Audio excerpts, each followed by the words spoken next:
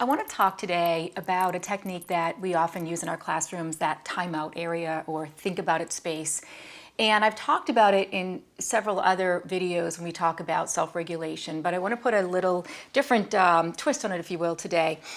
I have referred to it as vacation station, place where you go to pull yourself together. And I thought about this in terms of kids learning from home. And what if we were to help parents to teach them maybe how to make some tools for kids that they turn to when they're overwhelmed, frustrated, having a difficult time staying with the program, on screen. And if I can create a tool for them at home, they can better transition that tool back when they come back to school face to face. Because as we all know, if we had a vacation station in our classrooms, that shared stuff will now not be able to be shared. So it has to be more individualized.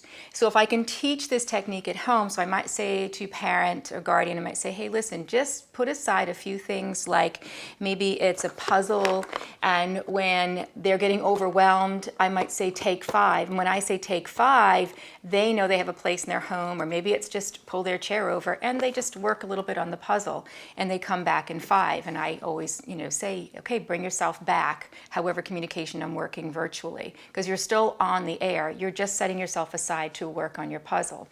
The other thing are those personal toolboxes that we always talk about, because we know that when you go back to school face to face, you're going to have your personal toolbox that nobody else touches when you need to take time in that vacation station. So we can do this virtually with breakout or chat rooms or separate rooms where we can even say, hey, you know what, Jack, Mary, take 5 in vacation station. And they could even go to a virtual room, if you will, and then they would grab their things to kind of use as tools to pull themselves back together. And then we give them 3-4 minutes and we pull them back and take them out of those rooms. So any way you want to use that, I think, would be some really good ideas so they can transition these back into the classroom. So like I might have my favorite little squishy animal. This would be something that I could bring back into the classroom as a tool.